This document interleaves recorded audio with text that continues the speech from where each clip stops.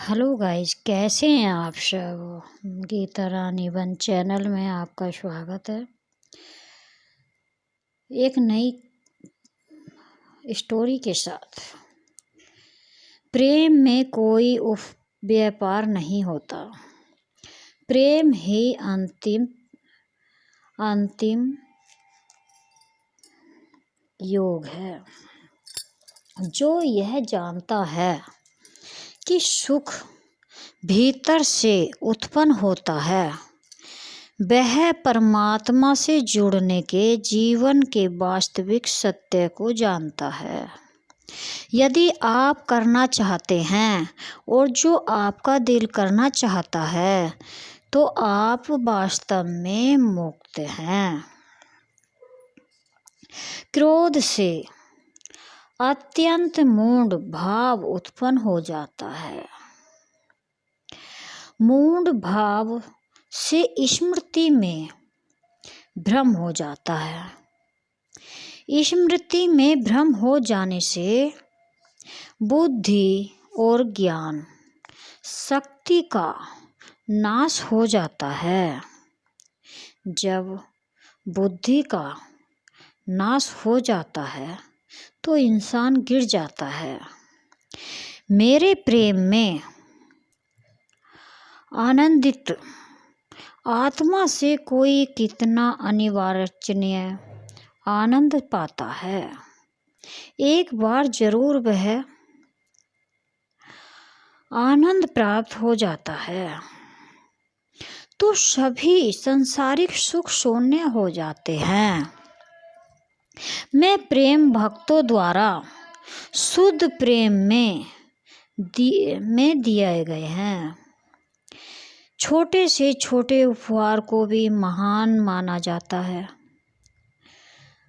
लेकिन गैर भक्तों द्वारा दिया गया महान प्रसाद भी मुझे प्रसन्न नहीं कर सकता। धन्य है मनुष्य जन्म। स्वर्गवासियां भी इस जन्म की कामना करते हैं, क्योंकि सच्चा ज्ञान और शुद्ध प्रेम मनुष्य को ही मिल सकता है, जो कर्म बिना किसी प्रतिफल की इच्छा रखने वाले के द्वारा प्रेम या घृणा के बिना किया जाता है।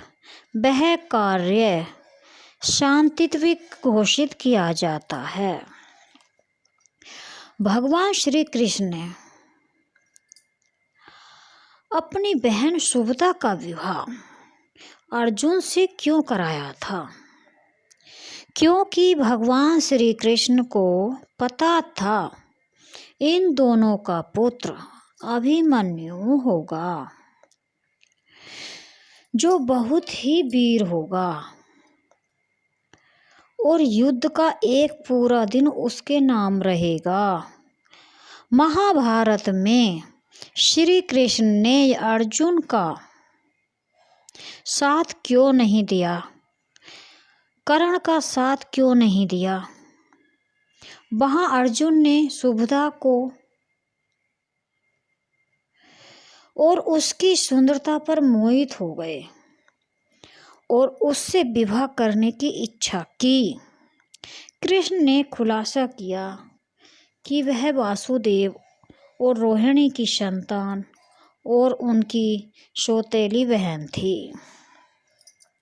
कृष्ण ने कहा कि सुभद्रा के स्वयं चयन समारोह में उसके निर्णय की भविष्यवाणी नहीं कर सकते थे और अर्जुन को सुभद्रा के साथ भाग जाने की सलाह दी।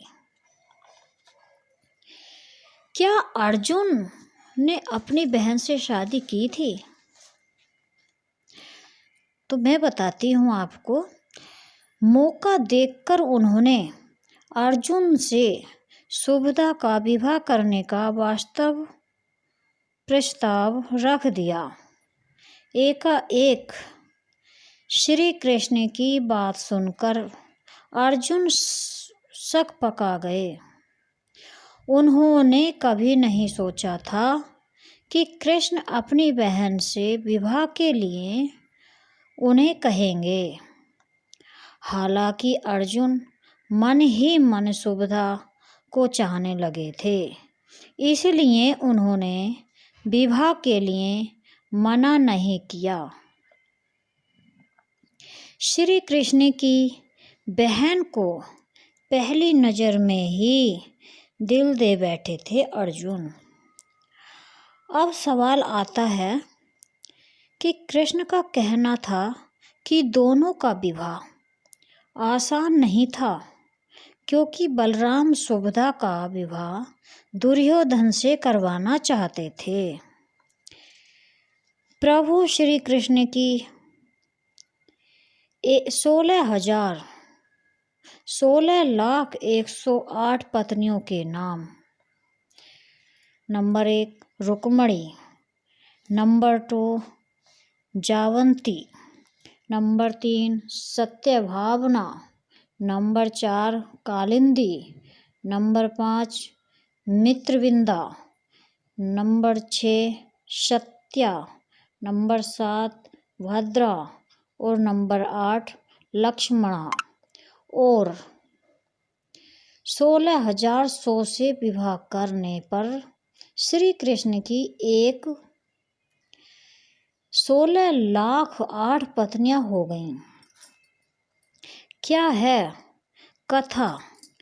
सनातन धर्म शास्त्रों के अनुसार भगवान श्री कृष्ण की 8 पत्नियां थीं। इसके अलावा 16 लाख से अधिक कन्याओं के संग विवाह किया था।